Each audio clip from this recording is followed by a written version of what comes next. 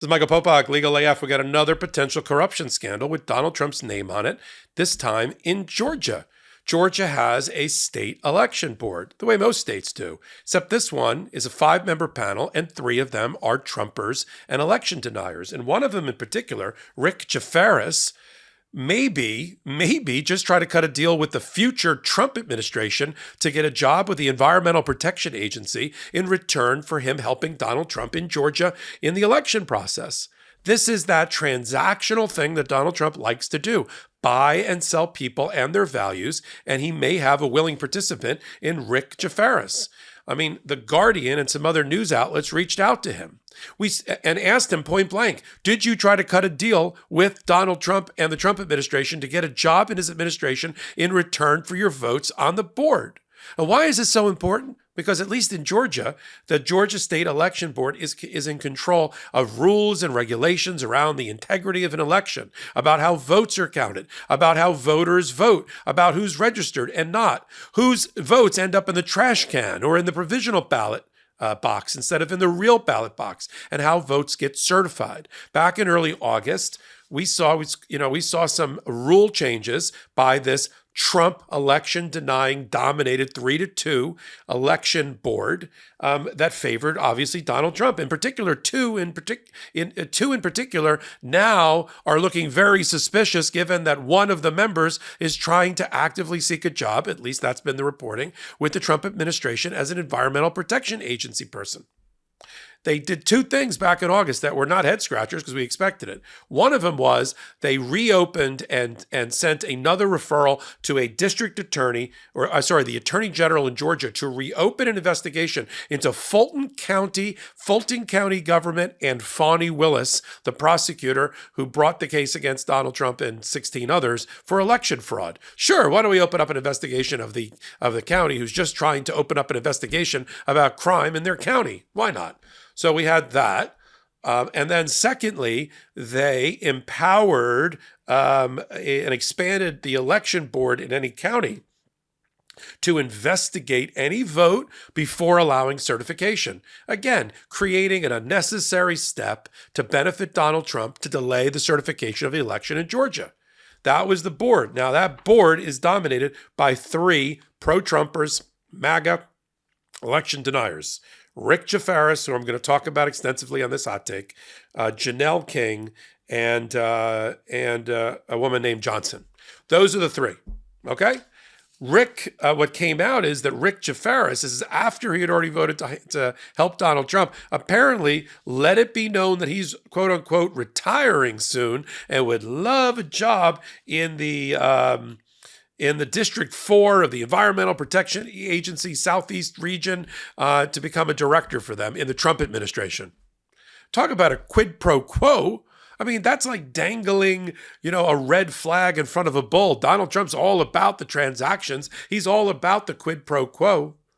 And if you're wondering, how do we know that? Because The Guardian contacted and other media outlets contacted Rick Jaffaris, and he basically admitted that he made the pitch. Let's play that clip. Do you know anything about anybody on the SEB? The rumor is that the Trump campaign is floating an administration position to one of the Republicans on the state election board. And I don't know how that got started. I don't know anybody in the Trump administration. I helped Brian Jack with his campaign. And I told Brian, I said, I'm fixing to retire. I said, if y'all can't figure out who y'all want to be the EPA director in the Southeast, I'd like to have it. That's all I said. Oh, wait. Okay, so you said you told him, I'd like to be EPA director. Well, not the main. It's just over. It's called Region 4, it's the Southeast. Okay. Oh, there you have it. I mean, he's acting like, I'm going to read you a quote now, because what also happened is Donald Trump in August, when he went to Georgia, one of the few battleground state rallies that he's done so far, he did a shout out to the 3 on the election board, including Rick Jaffaris. Now, Rick Jaffaris complains, boo-hoo. Now he's getting all abused because he was shouted out by Donald Trump. Please make it go away. Make it stop. Here's what he had to say. When the Atlanta Journal-Constitution reached out to him, He said he turned down the EPA job during Trump's first term. He had told friends that he'd consider the job now, but that he never formally asked for it. He just let the Trump administration know that he's up for grabs. He's for sale. This is his quote, "I didn't talk to anyone in the Trump administration. It's been a hardship on us ever since Trump mentioned us at the rally. How the rumor got started that I would join the administration is beyond me. It's all just to make us look like criminals. I have emails and voicemail messages that would make you blush." Really? Let's compare them to the death threats, the misogyny attacks, the race attacks, the attacks on assassination, for calling for the assassination and hanging of Fani Willis, the Fulton County DA, and any judge that tries to adjudicate a criminal case involving Donald Trump. Sorry if we don't feel sorry for you. Speaking to 11 Alive, another TV station down in Georgia, Jafari's added, "Y'all have taken a nothing story and blown it up, done with media. It's ridiculous." And then that was the end of that. Now, the reality is that Johnson, Jafari's, and King, the three Trumpers election deniers, all voted in favor of that law change I told you about to benefit Donald Trump, allowing the board to initiate what's called a reasonable inquiry when alleged voting discrepancies emerged. And made that referral to the Georgia Attorney General, Chris Carr, to reopen the case against Fulton County about how they handled the 2020 vote count. And while we're at it, why don't we just take a look at Fani Willis as well?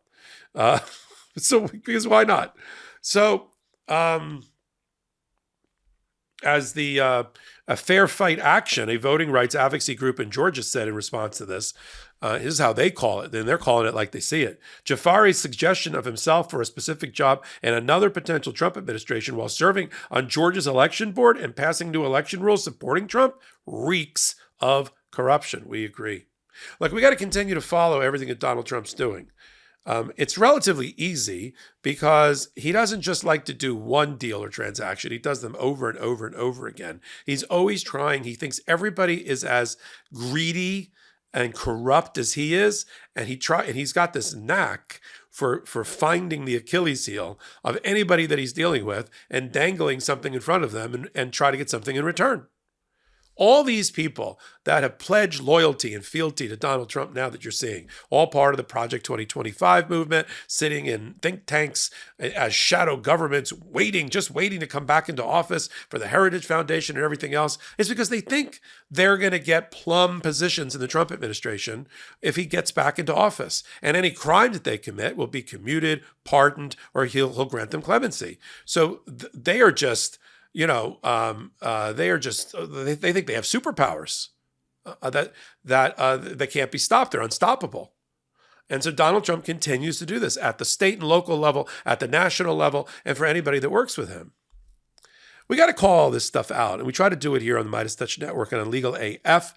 We do it, Legal AF, we do that podcast twice a week. If you like watching your podcast, where we sit at the intersection of law and politics and we bring you 3 or 4 curated stories and explain it to you as lawyers, just like this kind of hot take, practicing law in these kind of courthouses, you've come to the right place with Legal AF. Join us Wednesday, Saturday, 8 p.m. Eastern time on this, here's an ad, on this YouTube channel. And then if you like listening to your podcast, that's great too. Go plug in Legal AF to all the podcast platforms that you use and it will pop up. If you like what I'm doing, I'm Michael Popok. The way you can help the show, the network, and me is you can just leave a comment and a thumbs up. And that'll signal to the algorithmic gods you like more of this kind of work, not less, and we'll bring it to you.